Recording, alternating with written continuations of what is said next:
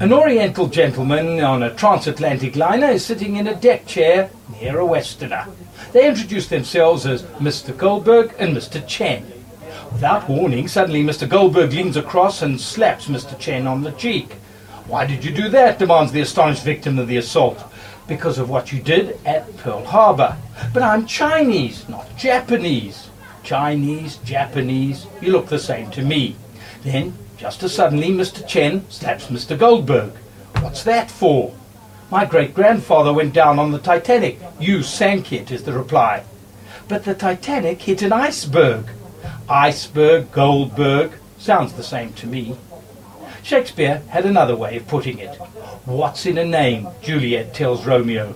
"That which we call a rose, by any other name, would smell as sweet." Jerrold Olmert has had a busy week.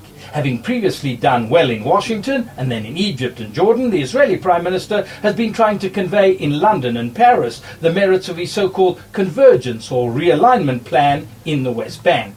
That is, a second planned significant Israeli withdrawal from the Palestinian territories, following last year's pullout from Gaza, and removal of many of the outlying settlements, as Israel seeks to refix its borders roughly along the lines of the security fence wall which it is busy completing. But having run into difficulties in selling the unilateral realignment plan, even to good friends both in Washington and in Europe, Olmert is evidently upping the importance of the first phase of the planned unilateral pullback negotiations with Palestinian Authority President Mahmoud Abbas. More significantly, Olmert is also reportedly reshaping the way the projected realignment plan is conveyed as a way of stabilizing the conflict with the Palestinians. The alternative ideas which we learn are being mooted in the highest government circles aim at transforming the realignment plan from a unilateral move into a bilateral move carried out in conjunction with the Palestinian Authority, at least to try to achieve that. The end result, however, like the smell of the rose, would be the same.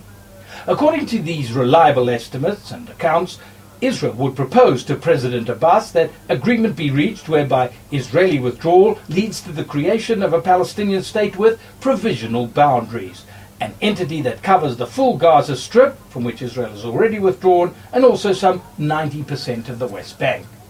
The provisional border thus created in the West Bank would roughly match the route of the security barrier or separation fence. Although Israel would still retain security control in the Jordan Valley, the plan would effectively end the 4 decades of Israeli occupation of large parts of the West Bank and would result in the Palestinians having the boundaries of their provisional state drawn in this unilaterally conceived but now jointly implemented plan. At the same time, however, it would still mean that Israel would be redrawing its own borders, something which until now has been the only issue highlighted in the Olmert realignment plan. And the fixing of the new border in this way would also leave open the option for future peace moves to hammer out eventually final borders which are acceptable to both sides. These interesting new diplomatic maneuvers and variations on the planned realignment in the West Bank come against the backdrop of a further slide into bloody hostilities across the Israel-Gaza border. As dozens of rockets rain down on towns in the Negev desert, Israel has pulled no punches in trying to curb the rocketing. This has resulted in many civilian deaths on the Palestinian side and left an angry dispute raging about who bears responsibility for that. Israel or the Palestinian militants who seek to keep up that confrontation, even though the Israeli occupation of Gaza ended nearly a year ago. Israel repeatedly expresses its regrets over non-combatants being killed or wounded during its military actions against the militants. Rightly so. That, however, makes little impression on Palestinian anger, which is translating into demands for international inquiries and intervention. But surely amidst this ongoing, very angry confrontation, there's one very pertinent fact which seems largely to be pushed into the background. In the past, such instances of Palestinian loss of life, such expressions of Israeli regret, went unnoticed amidst Palestinian rage and international condemnation.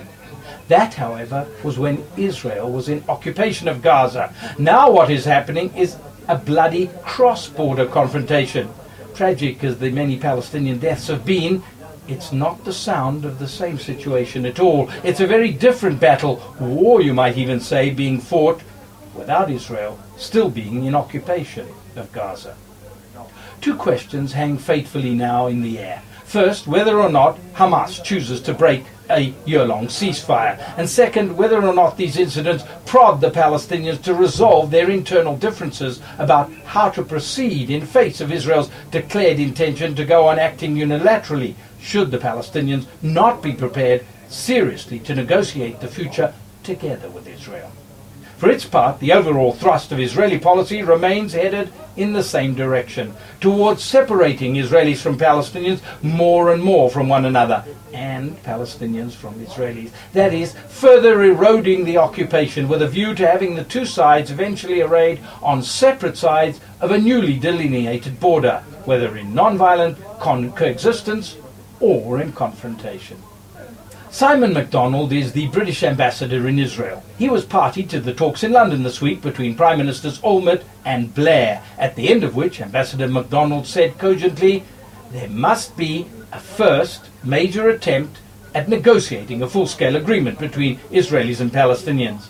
If, however, that fails, we must definitely engage a path-blazing initiative to prevent the situation becoming frozen in permanent bloody confrontation. The Israeli Prime Minister appears then to have won, like he had earlier done in Washington, conditional support for the realignment plan.